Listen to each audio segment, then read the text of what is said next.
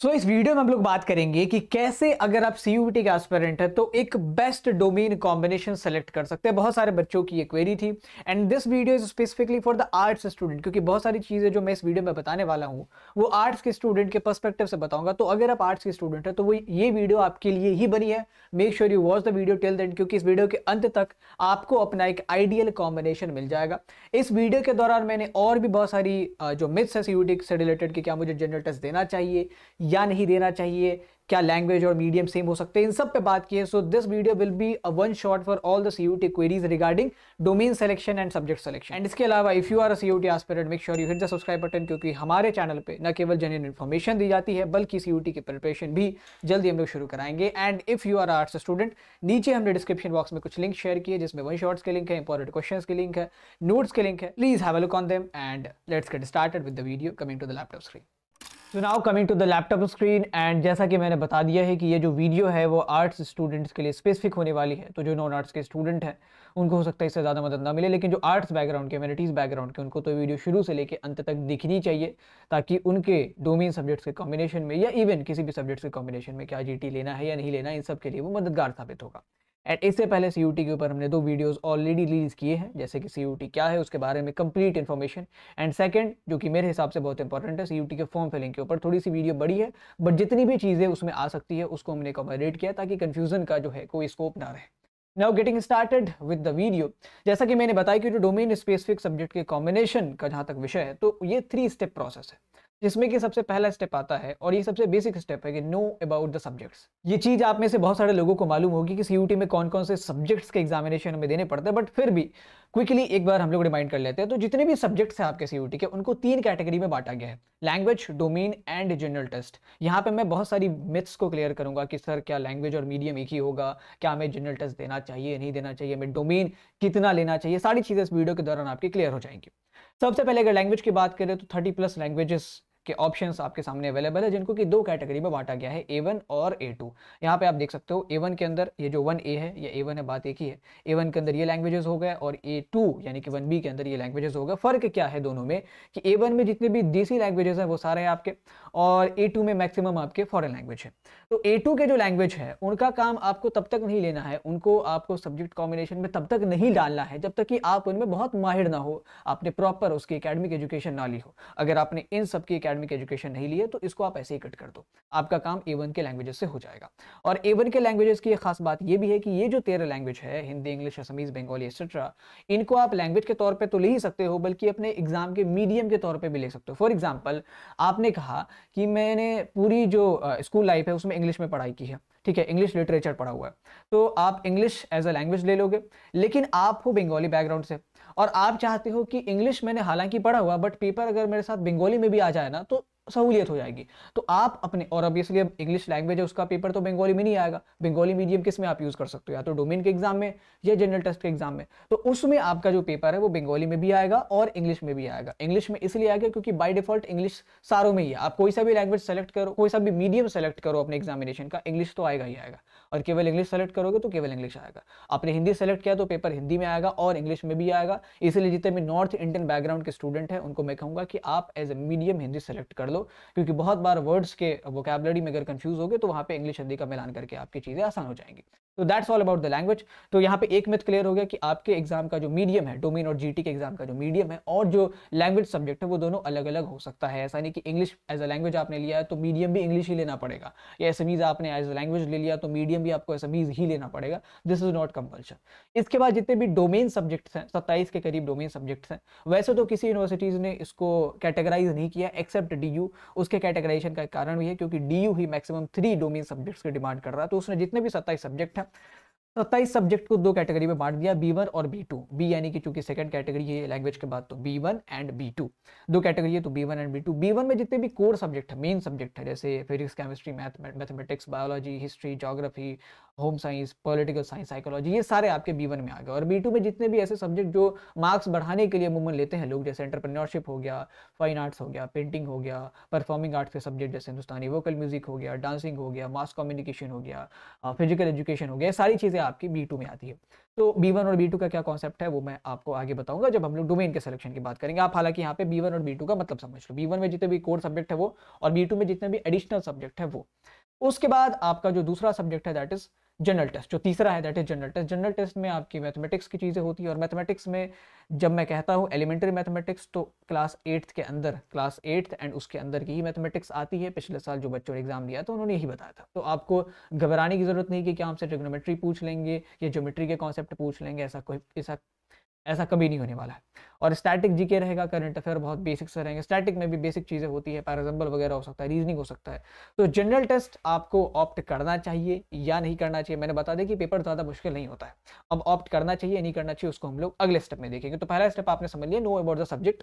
अगर आप नहीं जानते थे तो मैंने आपको सारी चीज़ें बता दी।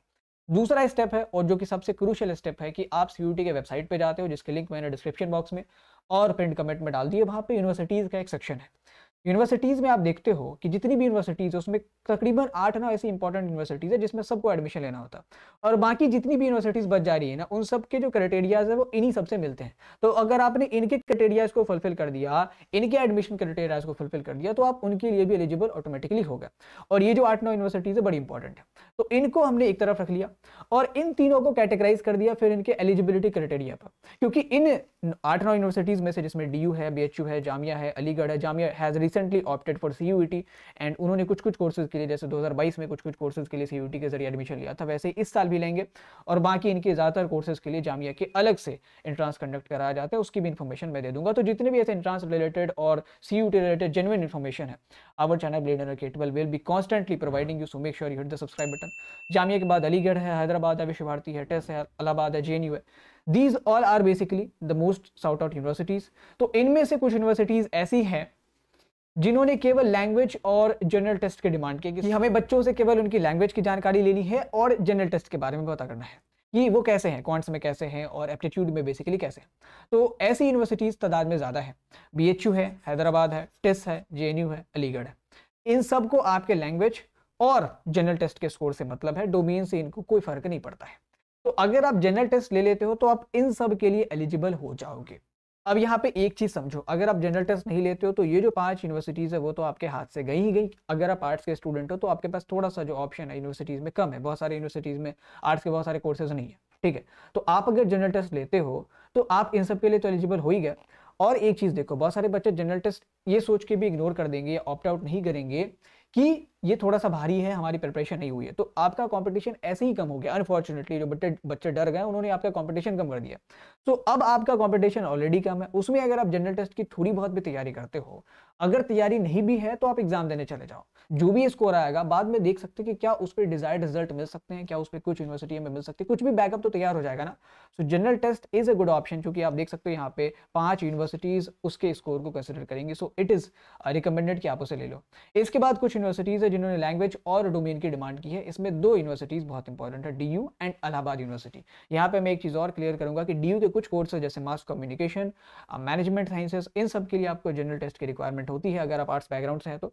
और बाकी अगर आप आर्ट्स बैकग्राउंड से हैं, BA प्रोग्राम करना चाहते हैं, BA ऑनर्स करना चाहते हो, तो उसमें केवल आपको लैंग्वेज और डोमेन देना पड़ेगा। फिर कुछ यूनिवर्सिटीज हैं जिनको लैंग्वेज से भी फर्क नहीं पड़ता, उनको केवल और केवल डोमेन चाहिए और एक ही डोमेन चाहिए। जैसे जामिया और विश्व भारती। जामिया ने कहा कि इकोनॉमिक्स के लिए एडमिशन लेना तो इकोनॉमिक्स डोमेन का स्कोर दिखा दो, हिस्ट्री के लिए एडमिशन लेना तो हिस्ट्री डोमेन का स्कोर दिखा दो। ऐसे ही विश्व भारती ने कहा है कि हिस्ट्री के लिए एडमिशन लेना तो हिस्ट्री डोमेन का वो स्कोर दिखा दो, ज्योग्राफी के लिए एडमिशन लेना तो ज्योग्राफी का स्कोर दिखा दो। कोई लैंग्वेज नहीं चाहिए, कोई जनरल टेस्ट नहीं, केवल उस डोमेन का जो स्कोर है वो आपको दिखाना पड़ेगा। तो ये इस प्रकार से आपकी जो 3 कैटेगरी है वो बन के आती है। यहाँ से एक चीज आपके सामने निकल के आती है कि अगर आप जनरल टेस्ट के लिए ऑप्ट करते हो तो ये 5 यूनिवर्सिटीज, उसमें से टेस्ट बड़ा इंपॉर्टेंट है, इसके ऊपर मैं एक सेपरेट वीडियो जरूर बनाऊंगा। तो ये आपके लिए ऑप्शंस खोल दे रहा है। फिर डोमेन तो आपको लेना ही पड़ेगा अगर आप DU के लिए ऑप्ट कर रहे हो, तो जो कि आप में से मोस्ट ऑफ द स्टूडेंट कर रहे होगे। तो अब बात आती है कि हमारा कॉम्बिनेशन क्या होना चाहिए। हमने ये तो देख लिया कि ये जितनी भी हमारे डिजायर्ड यूनिवर्सिटीज़ हैं उनके क्राइटेरिया कुछ इस तरीके से, और जितने भी बाकी के स्टेट यूनिवर्सिटीज़ हैं या डीम्ड टू यूनिवर्सिटीज़ हैं या प्राइवेट यूनिवर्सिटीज़ जिन्होंने CUET के लिए ऑप्ट किया हुआ है, उन सब के भी क्राइटेरियाज मिलते जुलते ही हैं। तो अगर आप इनके क्राइटेरियाज को फुलफिल करते हो तो आप उनके लिए भी एलिजिबल हो ही जाओगे।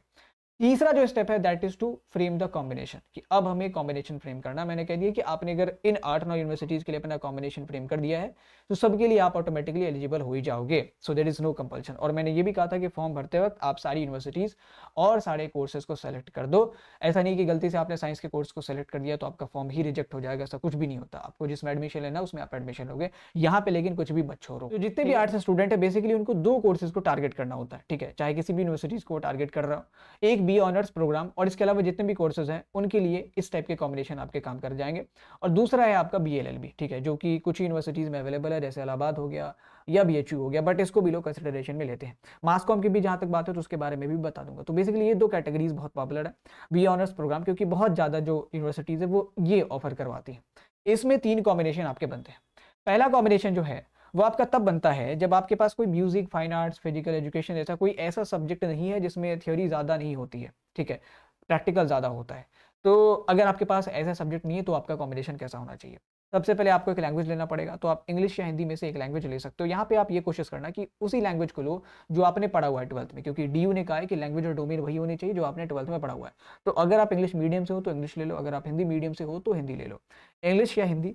और B1 कैटेगरी में से 3 सब्जेक्ट ले लो, क्योंकि B2 कैटेगरी में से तो कोई आपके पास है नहीं, अगर आपके पास होता तो आप ले सकते थे।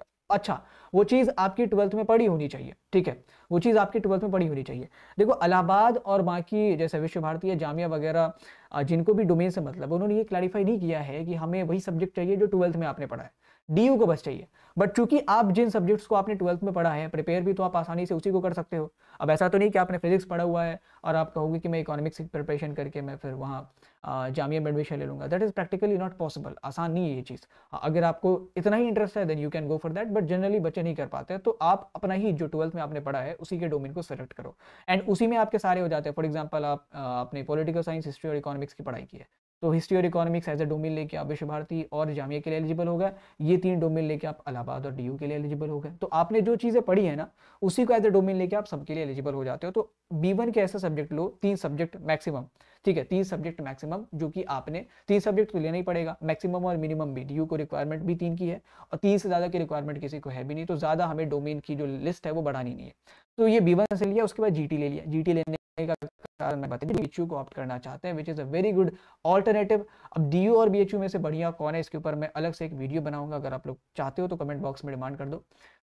तो एक ऑल्टरनेटिव आपका डेवलप हो जाएगा। सो 1 लैंग्वेज प्लस 3 डोमेन्स जो कि आपके B1 कैटेगरी होने चाहिए, क्योंकि B2 में तो आपके पास कोई सब्जेक्ट है नहीं, प्लस GT, ये एक कॉम्बिनेशन हो गया। दूसरा कॉम्बिनेशन आपका तब तैयार होता है जब आपके पास म्यूजिक, फाइन आर्ट्स वगैरह टाइप के सब्जेक्ट हैं, ठीक है। तो आप इसमें क्या कर सकते हो, आप एक लैंग्वेज लोगे, इंग्लिश या हिंदी में से, अगेन वही लैंग्वेज होनी चाहिए जो आपने 12th में पढ़ा है। तो इंग्लिश या हिंदी में से कोई एक लैंग्वेज ले लिया। जनरली लोग जो है जैसे बंगाली या समीज आपने 12th में पढ़ा तो आप उसको भी ले सकते हो, थोड़ा सा आपके लिए चीज़ें आसान हो जाएंगी, क्योंकि रीजनल लैंग्वेजेस के जो सवाल होंगे वो आसान होंगे कंपेरेटिवली ये जो पूरी पैन इंडिया लैंग्वेज है उससे। फिर डोमेन की जहाँ तक बात है तो 3 फ्रॉम B1 आपका कॉम्बिनेशन हो सकता है क्लास 12th में ऐसा हो कि पॉलिटिकल साइंस आपने लिया है, हिस्ट्री लिया है और इकोनॉमिक्स लिया है, इसके साथ म्यूजिक लिया है। तो 3 आप B1 से ले लो, ये 3 ले लो, और एक म्यूजिक जो कि B2 से है वो ले लो। अगर आपने आपके कॉम्बिनेशन कुछ इस तरीके से है कि आपने physics political science, history, music और इंग्लिश और हिंदी लिया, जो कि बहुत सारे बच्चे करते हैं, तो आपको लैंग्वेज में से तो कोई एक ही लेना है, तो इंग्लिश या हिंदी में से कोई एक ले लो। फिर आपके पास B1 के तो 2 ही सब्जेक्ट बचेंगे, तो पॉलिटिकल साइंस, हिस्ट्री ले लेना और एक B2 का म्यूजिक ले लेना, या फाइन आर्ट्स ले लेना, फिजिकल एजुकेशन ले लेना, ठीक है। तो अगर आपके B1 के 3 सब्जेक्ट नहीं हो रहा है तो कोई दिक्कत नहीं, 2 इसके ले लेना और एक B2 के ले लेना। अगर B1 के 3 सब्जेक्ट हो रहे हैं तो वो तीनों भी ले लो और B2 तो ले ही लो, B2 में से एक ले ही लो, क्योंकि मैं ये कह रहा हूँ B2 से आप एक से ज़्यादा नहीं ले सकते, तो आपको एक लेना पड़ेगा। तो आपको यहाँ पे फायदा ये होगा जब आपके पास 3 सब्जेक्ट्स हैं B1 के, तो आप अगर तीनों को ऑप्ट करते हो तो फायदा ये होगा कि for example political science, history, economics और म्यूजिक, मैंने चारों ले लिया। म्यूजिक में तो ऑब्वियसली मेरी जो परफॉर्मेंस है वो अच्छी होगी। अब इन तीनों में से मैं ये देख रहा हूँ कि मेरा अब इन तीनों में से अगर इकोनॉमिक्स में गड़बड़ आता भी है तो मैं पॉलिटिकल साइंस और हिस्ट्री के साथ म्यूजिक का कॉम्बिनेशन बना के डाल दूंगा। अगर मेरा हिस्ट्री में गड़बड़ा रहा है स्कोर तो मैं पॉलिटिकल साइंस, इकोनॉमिक्स के साथ म्यूजिक का कॉम्बिनेशन बना के DU के लिए दे दूंगा। DU को वही स्कोर चाहिए जो आपके टॉप के हैं, इन चारों में से जिनमें आपको सबसे ज़्यादा मार्क्स आए वही DU ऑटोमेटिकली कंसिडर करता है। तो अगर आपके इकोनॉमिक्स में खराब आए तो ऐसा नहीं कि वो इकोनॉमिक्स के स्कोर कंसिडर करेगा, वो वही करेगा जो आपके अच्छे आए। तो आप चाहे 4 लो, 5 लो, 6 लो, आपके 3 ही सब्जेक्ट्स के स्कोर कंसिडरेशन में लिए जाएंगे DU के लिए एडमिशन के वक्त। तो ये कॉम्बिनेशन हो गया। ये 2 कॉम्बिनेशन जब आते हैं इसके बाद एक तीसरा कॉम्बिनेशन आता है, that is the ideal combination. ये एक आइडियल कॉम्बिनेशन है किसी भी स्टूडेंट के लिए। इसमें आपको लैंग्वेज के लिए मैंने कहा है कि इंग्लिश और हिंदी दोनों ले लो। ये खास करके उन स्टूडेंट्स के लिए है जिनको बीएचयू को भी टारगेट करना है और वो बहुत सीरियस है, वो पूर्वांचल और बिहार साइड से हैं, वो चाहते हैं कि बीएचयू को भी मैं एक अच्छे ऑप्शन के तौर पर सेलेक्ट करता हूँ, क्योंकि जो दिल्ली एनसीआर के बच्चे हैं उनको तो इतनी दूर आना नहीं है। तो आप वहाँ पे लैंग्वेज में इंग्लिश और हिंदी दोनों सेलेक्ट करो। कारण ये है कि बीएचयू ने ये नहीं कहा कि आपकी जो लैंग्वेज है वो 12th में आपने पढ़ी होनी चाहिए, आपने हिंदी नहीं पढ़ा बट फिर भी आप ऑप्ट कर लो, क्योंकि हिंदी के जो सवाल है ना बड़े आसान आते हैं, इंग्लिश से बहुत आसान आता है, और हमने 10th तक तो हिंदी पढ़ी हुई है, 8th तक तो हिंदी पढ़ी हुई है, तो हिंदी के क्वेश्चंस आप आसानी से सॉल्व कर पाओगे। पिछले साल बच्चों ने ये गलती की थी, जो बीएचयू को ऑप्ट कर रहे थे, उन्होंने जब देखा कि जब उनके दोस्त हिंदी का एग्जाम देके बाहर निकलना तो पेपर बड़े आसान है, वो तो विदाउट प्रिपरेशन भी सॉल्व कर देते हैं। तो इंग्लिश प्लस हिंदी दोनों लैंग्वेज आप ले लो, हिंदी में बेसिक प्रिपरेशन आपको चाहिए होगी। उसके बाद B1 से 3 सब्जेक्ट उठा लो DU के लिए और एक B2 से, अगर आपका B1 से 2 ही सब्जेक्ट हो रहा तो 2 B1 और एक B2 एंड प्लस GT। इसमें आपके जितने भी यूनिवर्सिटीज़ है सारे आपने फुलफिल कर दिए, चाहे वो AMU हो गया, हैदराबाद हो गया, JNU हो गया, JNU के लिए भी आपने GT और लैंग्वेज दे दिया तो वो हो गया। JNU में ऐसा नहीं कि आपको पर्शियन लैंग्वेज में एडमिशन चाहिए तो पर्शियन लैंग्वेज लेना पड़ेगा और GT देना पड़ेगा, इंग्लिश ही लेना है और GT देना है, क्योंकि सबको पता है कि आप पर्शियन पढ़ने जा रहे हो तो आपने 12th में पर्शियन की पढ़ाई नहीं की है, तो आप अभी पर्शियन तैयार करोगे तो फायदा ही क्या है, ग्रेजुएशन में तो वही सिखाएंगे आपको। तो 2 लैंग्वेज ले लिया, 3 फ्रॉम B1 जो कि मेन सब्जेक्ट है और 1 फ्रॉम B2। अगर आपके 2 B1 से आ रहा है, 3 नहीं B1 से आ रहा है, ठीक है, आपने 2 ही सब्जेक्ट B1 से आपके हो रहा है 12th में, तो आप 2 B1 से ले लो, एक B2 से ले लो, कोई दिक्कत नहीं है, प्लस GT। इससे आप जितने भी कोर्सेज हैं, चाहे वो DU के हो गए, BHU के हो गए, हैदराबाद जामिया, इस सब के लिए आप एलिजिबल हो जाओगे, ठीक है। इसके बाद खास करके LLB या ऐसे मास कम्युनिकेशन वाले सब्जेक्ट है, तो उसमें कभी कभी हो सकता है कि आपको एक एक्स्ट्रा डोमेन लेना पड़े। जैसे BLLB की जहाँ तक बात करें तो पहला कॉम्बिनेशन एकदम सिमिलर रहने वाला है। अगर आप चाह रहे हैं कि BA प्रोग्राम और BLLB मैं दोनों के लिए अप्लाई करूँ, ठीक है, और ऐसा मेरा कॉम्बिनेशन हो जिसमें मैं दोनों के लिए एलिजिबल हो पाऊँ, तो आपको जैसे पहला कॉम्बिनेशन उसमें सारी चीज़ें ये तो रहेंगी ही रहेंगी, आपको बस एक डोमेन के तौर पर लीगल स्टडीज़ डालना पड़ेगा, क्योंकि चाहे वो इलाहाबाद की बात करें या BHU की बात करें, उन्होंने लीगल स्टडीज़ डोमेन में लेने को कहा है। ज़रूरी नहीं कि आपने 12th में पढ़ा हो, बट आपको डोमेन में लेना पड़ेगा। दूसरा कॉम्बिनेशन भी वो सिमिलर ही है, क्योंकि अब BA प्रोग्राम, BA ऑनर्स में भी एडमिशन चाह रहा है, साथ साथ BLLB में, तो कॉम्बो 2 आपका ऐसा ही होगा, बस उसमें भी लीगल स्टडीज़ ऐड कर दिया है। और कॉम्बो 3 भी ऐसा ही होगा, बस उसमें भी हमने लीगल स्टडीज़ ऐड कर दिया। कॉम्बो 3 में बेसिकली आइडियल मैं इसलिए मान रहा हूँ क्योंकि इसमें आपके चांसेस बढ़ जाते हैं, ठीक है। इंग्लिश बहुत सारे बच्चे लेंगे तो हो सकता है कि BHU में अब कंपटीशन हो जाए, जिनके स्कोर्स इंग्लिश में बढ़िया है उनको भी एडमिशन मिले, तो हिंदी बहुत कम बच्चे लेने वाले हैं और हिंदी का पेपर भी आसान आता है। तो आप BHU के लिए हिंदी के लैंग्वेज को आगे कर देना, उसके स्कोर को आगे कर देना, तो वहाँ पे चीज़ें थोड़ी सी आपकी आसान हो जाएगी। इसलिए मैं कह रहा हूँ कि आइडियल कॉम्बिनेशन है, ये आइडियल कॉम्बिनेशन। अगर आपने इंग्लिश और हिंदी दोनों ले लिया तो इंग्लिश के कारण आप बहुत सारी यूनिवर्सिटीज़ में एलिजिबल हो गए, BHU में भी एलिजिबल हो, बट हिंदी ले लिया ना तो चांसेस बढ़ जाते हैं एडमिशन के, क्योंकि कंपटीशन कम है यहाँ पे और पेपर की टफनेस भी जो है वो ईजी टू मॉडरेटर रहती है, इंग्लिश की तरह ज़्यादा डिफिकल्ट नहीं ले सकते वो। और फिर 3 फ्रॉम B1 और 1 फ्रॉम B2। अगर आपके B1 से 2 सब्जेक्ट ही आ रहे हैं तो 2 ले लो B1 से और एक B2 से ले लो। B2 में ज़्यादा नहीं ले सकते, एक से एक ही ले सकते हैं, ठीक है। और B1 में आप मैक्सिमाइज कर सकते हो, बट फिर भी हमें मैक्सिमम B1 से 3 ही लेना है। अगर आपके B2 से कोई सब्जेक्ट नहीं है तो भी B1 से 3 ही ले लो, उसके आगे आप GT पे काम करो। तो that's all in this subject combination. मेरे तरफ से जो आइडियल कॉम्बिनेशन वो तो कॉम्बो 3 होगा। अगर आप DU BHU दोनों को सीरियसली टारगेट करना चाहते हो, इसके साथ टेस्ट, AMU जामिया, JNU विश्व भारती, तो आपके लिए कॉम्बिनेशन सबसे परफेक्ट होगा। चाहे आप आर्ट्स बैकग्राउंड के किसी भी सब्जेक्ट कॉम्बिनेशन से बिलोंग करते हो, आपने 12th में कुछ भी पढ़ा हो, this subject combination will be helpful for you. अब इससे आगे आपके जितने भी डाउट्स हैं आप हमें व्हाट्सएप नंबर पे रीच आउट करके पूछ सकते हैं, दैट इज 7319697299। डिस्क्रिप्शन बॉक्स में और पिन कमेंट में मैंने वो लिंक डाल दिया, आप वहाँ पे क्लिक करके भी डायरेक्टली हमें व्हाट्सएप पे कनेक्ट कर सकते हैं। अब अगली जो वीडियो है वो मैं सोच रहा हूँ कि CUT के बुक मटेरियल पे बनाऊँ कि आपको बेसिकली पढ़ना क्या क्या है। डोमेन के लिए आपको किन किन किताबों को पढ़ना है, क्या NCERT इनफ है या हमें कोई रेफरेंस बुक लेना पड़ेगा, लैंग्वेज के लिए आप कैसे तैयारी कर सकते हो, जनरल टेस्ट के लिए आपको किन किन सोर्सेज को रेफर करना चाहिए, ताकि आप ये सारी चीज़ें इकट्ठा करके रखो। और जो स्टेट बोर्ड के बच्चे हैं वो तो अपनी तैयारी अभी से शुरू कर सकते हैं, जो CBSE के बच्चे हैं वो सारी चीज़ें लिख के फिर जब बोर्ड्स खत्म होगा उसकी तैयारी शुरू करेंगे। So that's all in this video.